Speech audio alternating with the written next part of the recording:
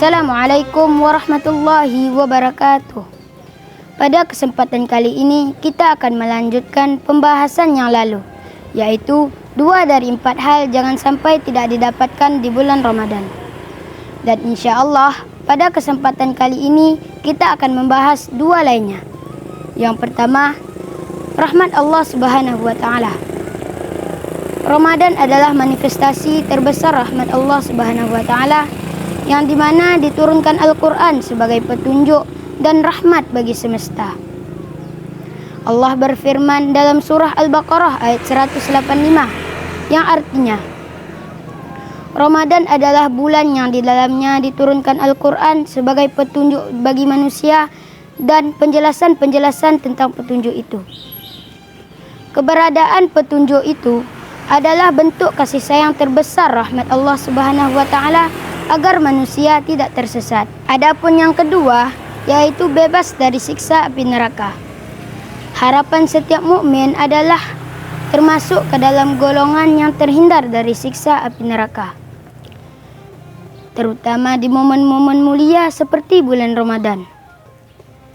Kebebasan ini diraih melalui perlindungan atau perisai yang dibentuk oleh puasa itu sendiri.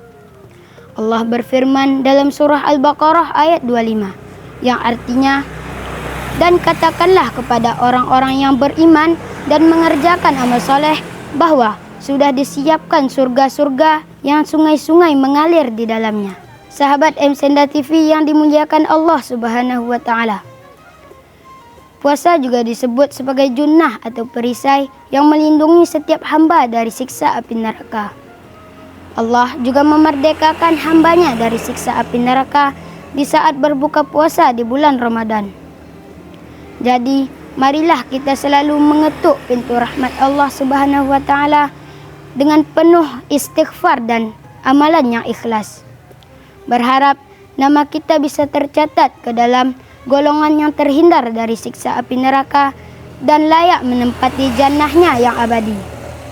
Demikian saja yang dapat saya sampaikan. Lebih dan kurang saya perbanyak maaf. Saya tutup dengan doa kafaratul majlis. Subhanakallahumma wa bihamdika asyhadu an la ilaha illa anta astaghfiruka wa atubu ilaik.